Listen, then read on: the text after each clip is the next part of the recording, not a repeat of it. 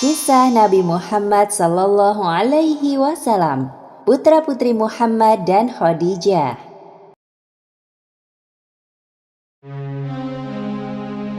Pernikahan Muhammad dan Khadijah dilengkapi dengan kehadiran putra dan putri. Mereka adalah Qasim, Abdullah, Zainab, Ruqayyah, Ummu Kulsum, dan Fatimah.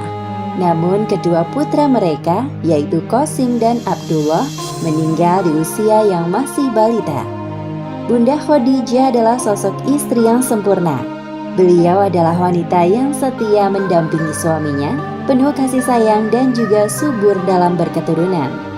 Selama 15 tahun pernikahan bersama Nabi Muhammad, Bunda Khadijah melahirkan putra dan putri yang soleh dan solihah. Anak pertama bernama Qasim bin Muhammad, lahir sebelum peristiwa kenabian atau bi'tsah. Rasa bahagia menyelimuti dada Muhammad atas kelahiran anak pertama, apalagi istrinya melahirkan seorang putra yang merupakan sebuah kebanggaan bagi masyarakat jahiliyah. Namun kebahagiaan Muhammad dan Khadijah tidak berlangsung lama. Qasim meninggal saat usianya 2 tahun. Lalu Qasim dimakamkan di pemakaman Jannatul Mu'alla di kota Mekah. Ketika Muhammad berusia 30 tahun, Bunda Khadijah melahirkan anak kedua, seorang putri yang diberi nama Zainab binti Muhammad. Zainab lahir 10 tahun sebelum peristiwa kenabian. Anak ketiga lahir 3 tahun kemudian, seorang putri juga yang dinamai Ruqayyah binti Muhammad. Ia dilahirkan 7 tahun sebelum peristiwa kenabian. Berselang setahun kemudian, Bunda Khadijah melahirkan seorang putri lagi, diberi nama Ummu Kulsum binti Muhammad. Ia dilahirkan 6 tahun sebelum peristiwa kenabian. Setahun berikutnya, Bunda Khadijah melahirkan seorang putri yang diberi nama Fatimah binti Muhammad.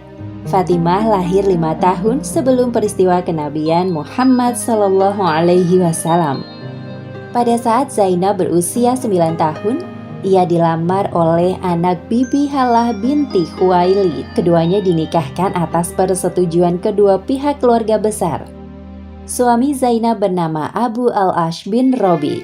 Itu berarti Zainab menikah dengan sepupunya sendiri. Suami Zainab, Abu Al-Ash, merupakan pedagang yang jujur dan berpotensi menjadi pengusaha sukses. Namun sayangnya, sehari-hari ia menyembah berhala. Sedangkan Ruqayyah dan Ummu Kulsum dinikahkan dengan anak-anak dari Abdul Uzza atau lebih dikenal dengan Abu Lahab. Utbah menikahi Ruqayyah dan Utaibah menikahi Ummu Kulsum. Menginjak usia 40 tahun, Muhammad diangkat menjadi nabi dan menerima wahyu pertama di Gua Hiro. Perintah pertamanya adalah untuk menyebarkan agama Islam. Pada awal masa dakwah, Rasulullah melakukannya secara sembunyi-sembunyi kepada keluarga terdekat, baru kemudian secara terang-terangan. Namun mendapat banyak penolakan dari banyak pihak, apalagi Abu Lahab. Pamannya sendiri menentang keras dakwah Rasulullah. Di awal masa kenabian, Bunda Khadijah melahirkan lagi seorang putra yang diberi nama Abdullah. Abdullah dikenal juga dengan julukan At-Thahir, yang artinya bersih, dan At-Thayyib yang berarti baik. Namun sayangnya, Allah Subhanahu wa Ta'ala menjemput Abdullah di usia 18 bulan.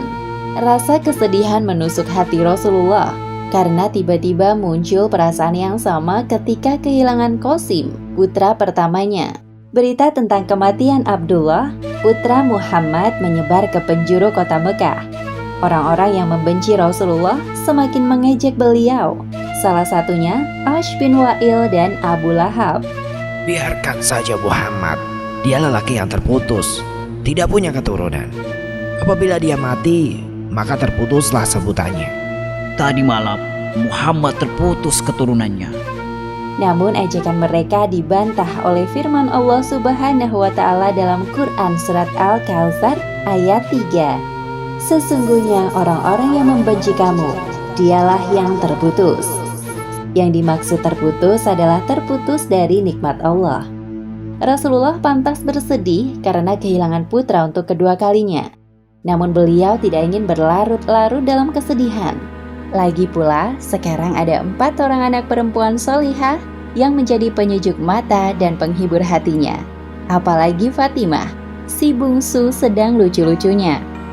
Lain halnya dengan pemikiran masyarakat jahiliyah yang menganggap bahwa memiliki anak perempuan adalah sebuah aib. Bahkan tidak sedikit dari mereka yang mengubur bayi perempuannya hidup-hidup.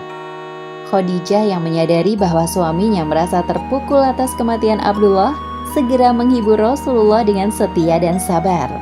"Wahai suamiku, jangan terlalu bersedih dengan kepergian putra kita. Allah Subhanahu wa Ta'ala telah menggariskan takdir untuknya. Mari kita berdoa untuk kedua putra kita." Terima kasih telah mengingatkanku, wahai istriku. Selama Rasulullah menyebarkan agama Islam, terjadi banyak hal tidak mengenakan terhadap putri-putrinya. Terlebih lagi, hanya sedikit orang yang mau menerima dakwah beliau. Suami dari Zainab, yaitu Abu Al-Ash, belum bersedia untuk meninggalkan kebiasaannya menyembah berhala. Maka Zainab terus berdoa agar Allah Subhanahu wa Ta'ala membukakan pintu hati suaminya untuk masuk Islam. Bahkan Ummu Jamil, istri dari Abu Lahab, menyuruh Abu Al-Ash untuk menceraikan Zainab. "Sudahlah Abu Al-Ash, ceraikan saja istrimu itu. Lagi pula, dia lebih memilih agama ayahnya dibanding ikut bersamamu." Aku tidak akan menceraikan Zainab karena aku masih mencintainya. Hal serupa terjadi kepada Ruqayyah dan Ummu Kulsum. Mertua mereka, Ummu Jamil, sering memarahi menantunya dan mengejek Rasulullah secara terang-terangan. Hal itu dikarenakan kekesalan Ummu Jamil terhadap ajaran baru yang dibawa oleh Muhammad, keponakannya sendiri. Abu Lahab juga mengancam anak-anaknya agar segera menceraikan istri-istri mereka. Wahai anak-anakku tersayang, tahukah kalian bahwa Muhammad telah menghinaku dan ibumu di hadapan banyak orang? Sebelum kalian menceraikan istri-istri kalian, jangan berani-beraninya datang menemuiku. Akhirnya Ruqayyah dan Ummu Kulsum bercerai dengan suami-suami mereka dan mengikuti ajaran Rasulullah SAW. "Wahai ibunda, kami berdua diusir dari rumah suami-suami kami. Mereka terpaksa menceraikan kami atas perintah ayah dan ibu mertua." "Ya Allah, Nak, maafkan kami tidak bisa berbuat apa-apa saat mereka mengejek ayah dan ajaran Islam. Kami sungguh menyesal." "Kemarilah putri-putriku tersayang." Bunda Khadijah memeluk kedua putrinya dengan hati yang hancur. Rasulullah yang melihat hal itu ikut merasakan kesedihan yang dialami putri-putrinya dan mendoakan agar mereka diberi jodoh pengganti yang lebih baik.